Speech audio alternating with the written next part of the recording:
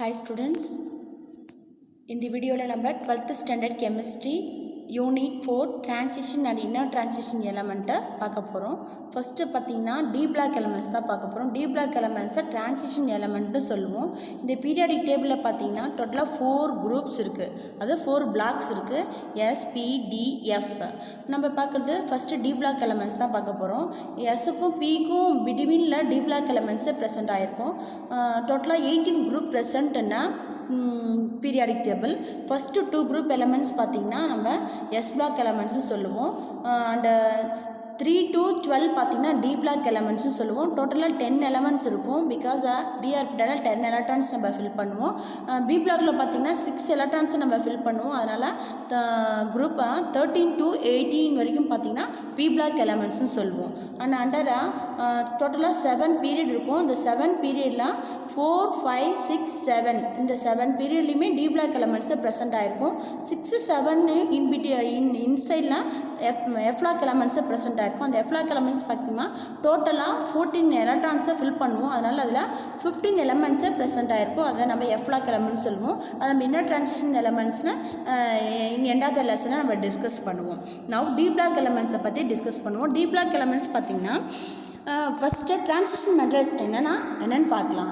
The metallic elements that have a completely filled D or F subshells in the neutral or cationic state. அதாவது ஒரு metallic எலமெண்ட்னு ஒன்று இருந்துச்சுன்னா அந்த element என்ன பண்ணோம், இன்கம்ப்ளீட் D ஆர்பிட்டாலோ F ஆர்பிட்டாலோ இன்கம்ப்ளீட்டாக ஃபுல்லாக இருந்துச்சுன்னா அது நியூட்ரல் ஸ்டேட்டாகவும் இருக்கலாம், கேட்டானிக் ஸ்டேட்டாகவும் இருக்கலாம். அப்படி இருந்துச்சுன்னா அந்த மெட்டல்ஸை நம்ம டிரான்சிஷன் மெட்டல்ஸ் அப்படின்னு சொல்லுவோம். இன் அதர் டேர்ம்ஸ் பார்த்தீங்கன்னா ஐபெக் டெஃபினிஷனாக என்ன சொல்லலாம்னா the transition metal as an element whose atom as an incomplete D subshells. இங்கேயும் அதான் சொல்லுவாங்க, எந்த எலமெண்ட் வந்து D ஆர்பிட்டல் வந்து இன்கம்ப்ளீட்டாக இருக்கோ அதையும் நம்ம டிரான்சிஷன் எலமெண்ட் அப்படின்னு சொல்லலாம். நான் திஸ் D block elements பார்த்திங்கன்னா நமக்கு 4 பீரியடில் இருக்குது. அந்த 4 பீரியடில் இருக்கிற எலமெண்ட்ஸை நம்ம என்னென்ன சீரீஸாக நம்ம இப்போ சொல்ல போகிறோன்றதை பார்க்க போகிறோம். D block elements பார்த்திங்கன்னா ஃபஸ்ட்டு சீரீஸ் பார்த்திங்கன்னா நம்ம 4th பீரியடில் ப்ரெசென்ட் ஆகிருக்கு. அது நம்ம 3D சீரீஸ்னு சொல்லுவோம். அந்த 3D சீரீஸில் எலமெண்ட் எது வரைக்கும் இருக்குன்னா ஸ்காண்டியம் டு ஜிங்க் வரைக்கும் இருக்கும். இதில் டோட்டலாக 10 எலமெண்ட் ப்ரெசென்ட் ஆகிருக்கும். ஈச் சீரீஸ்லையுமே 10 எலமெண்ட் ப்ரெசென்ட் ஆகிருக்கும். அண்ட் செகண்ட் சீரீஸ் பார்த்திங்கன்னா அதை நம்ம அது ஃபோர்த்து சீரீஸில் பார்த்தீங்கன்னா ஃபோர்த்து சீரீஸில் நம்ம யூஸ் பண்ணுறது 4D எலமெண்ட்ஸ். அந்த 4D எலமெண்ட்ஸில் எலமெண்ட் பார்த்திங்கன்னா இட்ரியம் டு ஸ்காண்டியம் வரைக்கும் நம்ம இருக்கிற எலமெண்ட்ஸை 5th பீரியடில் ப்ரெசென்ட் ஆகிருக்கும். இது நம்ம 4D சீரீஸ் அப்படின்னு நம்ம சொல்லுவோம். அண்ட் 5D சீரீஸ் பார்த்திங்கன்னா 6th பீரியடில் ப்ரெசென்ட் ஆகிருக்கும். அந்த எலமெண்ட்ஸ் என்னென்ன எது வரைக்கும் இருக்குன்னு பார்த்திங்கன்னா லேந்தனம், ஹாஃப்னியம் டு மெர்க்குரி. லேந்தனத்தை வந்து நம்ம லேந்தனைட்டில் டிஸ்கஸ் பண்ணுவோம். ஹாஃப்னியம் டு மெர்க்குரி வரைக்கும் இருக்கிற எலமெண்ட்ஸை நம்ம D block எலமெண்ட்ஸ்னு சொல்லுவோம்.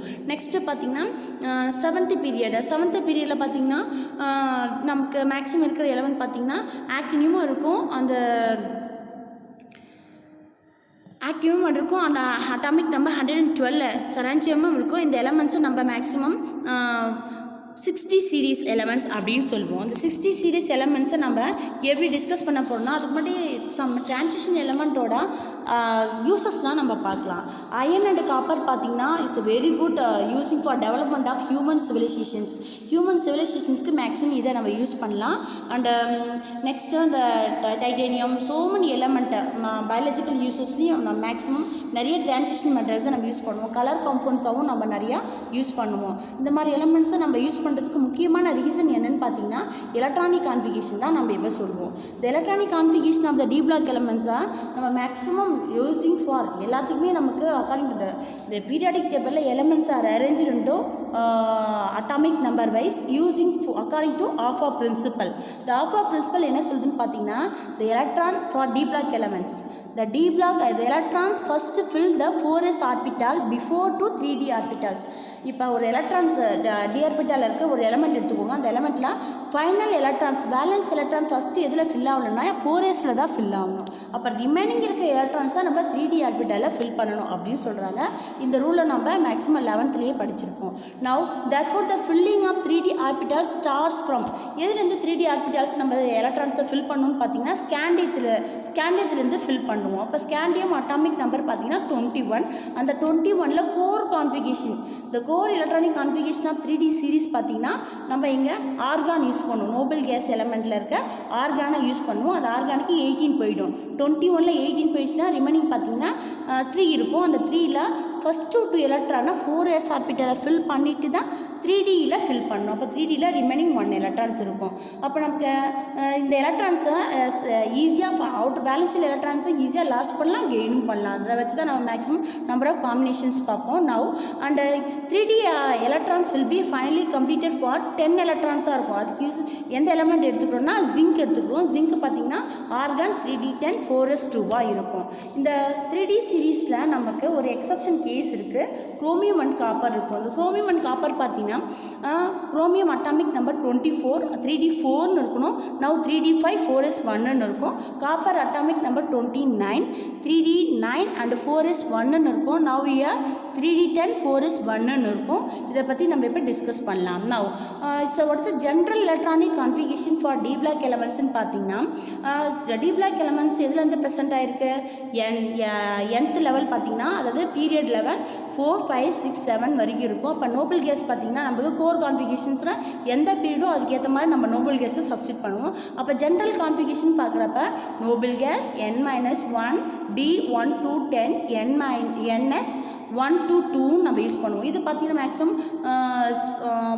4th பீரியடுக்கும் 5th பீரியடு தான் யூஸ் பண்ணுவோம். பட் 6th பீரியடுக்கும் 7th பீரியடுக்கும் ஒரு சேஞ்சஸ் இருக்குது. அதில் f ஆர்பிட்டால்ஸ் எஃப்லாக் எலமெண்ட்ஸ் உள்ள இன்டீரியர் ஆகிறதுனால நம்ம f ஆர்பிட்டாலாக ஆட் பண்ணிக்கணும். அதனால் நோபல் கேஸ் n-2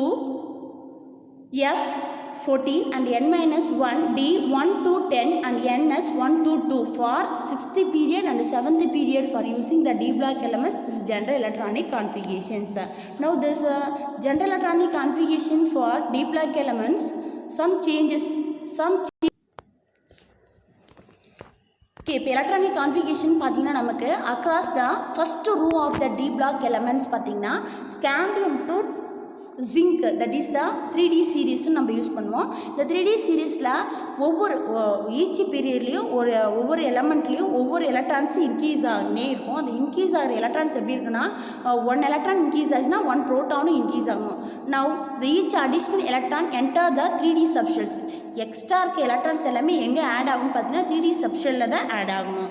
இதுக்கு நம்ம 3D சீரீஸில் யூஸ் பண்ணுற கோர் எலக்ட்ரானிக் கான்ஃபிகரேஷன் பார்த்தீங்கன்னா 4th பீரியடுக்கு நம்ம என்ன யூஸ் பண்ணுவோம்னு பார்த்தீங்கன்னா நோபல் கேஸில் இருக்க ஆர்கான் எலமெண்ட் தான் யூஸ் பண்ணுவோம். Now electronic configuration of argon பார்த்தீங்கன்னா 1s2 2s2 2p6 3s2 3p6 3s2 3p6. இந்த எலக்ட்ரானிக் கான்ஃபிகரேஷன் பார்த்தீங்கன்னா maximum s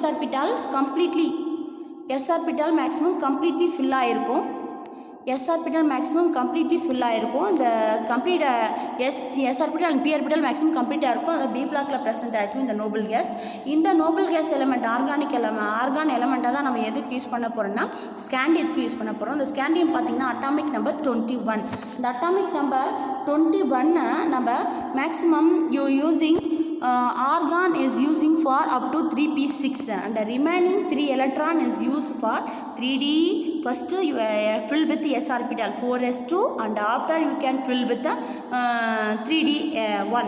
That is for you can see that electrons in a subshell levels and you can general electron arrangement for 3D series here. In 3D series here up to scandium to zinc atomic number 21 to 30 you are using that according to AFA principle scandium, titanium and vanadium. Each orbitals scandium பார்த்தீங்கன்னா 21 இருக்கும். Argon is general for 18 electron is occupied and remaining 3 electrons go to first 2 electron go to 4s orbital and final 1 electron go to 3D orbitals. So similar for titanium and vanadium, but in chromium we can use chromium and copper. Chromium and copper we can use some exceptions depending upon the off field and stability field electronic configurations and maximum here number of electrons manganese and chromium is a more stable electronic configuration and copper also is a more stable electronic configuration because completely filled d subshell electronic configuration and chromium and manganese having a D5 electronic configurations. Chromium and copper பார்த்தீங்கன்னா chromium and copper do not fit with the pattern of building of the 3D subshells. எதனால 3D subshellsல build-up ஆகல அப்படின்ற questions கேட்குறோம். அதில் பார்த்தீங்கன்னா the ground state of electron are always arranged to give lowest total energy. Energy வந்து ரொம்ப லோயராக இருக்கும். the electrons எப்பவுமே நெகட்டிவ்லி சார்ஜராக இருக்கும் and repel to each other. repulsions அங்கே அதிகமாக இருக்கும். so the lower total energy is obtained with the electrons silently in the orbitals is rather than if they are paired in an orbitals. அப்போ bearing ஆகிருக்கிற எலக்ட்ரான்ஸ்லேருந்து ஒரு எலக்ட்ரான்ஸை நம்ம D ஆர்பிட்டாலுக்கு transfer பண்ணுறோம். அப்போ D ஆர்பிட்டாலுக்கு transfer பண்ணோன்னா என்ன ஆகுனா this having a 5 unpaired electrons in the chromium atoms. that is the energy of 3D and 4s orbitals பார்த்தீங்கன்னா very closer-ஆக இருக்கும் in p orbitals-ல. now let us see that chromium and copper electronic configuration. the chromium பார்த்தீங்கன்னா the orbital energy such that putting one electron into each 3D and 4s orbitals gives a lower energy than having 2 electrons in the 4s orbitals. 3D and 4s orbitals lower energy இருக்கும் compared to 4s orbitals. but copper ல பார்த்தீங்கன்னா higher energy இருக்கும். so you can write a chromium electronic configuration for 1s2 2s2 2p6 3s2 3p6 and 3D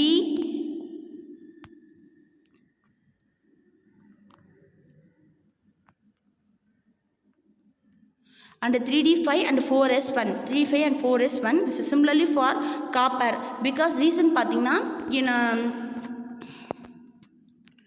in a chromium d orbitals having a 5 off-filled electronic configurations and copper having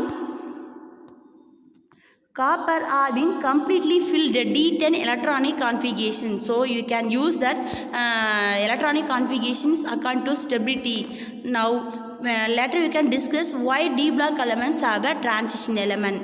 next videoல நம்ம d block elements ஏன் transition element சொல்றோம் அப்படினு discuss பண்ணலாம் students. thank you students.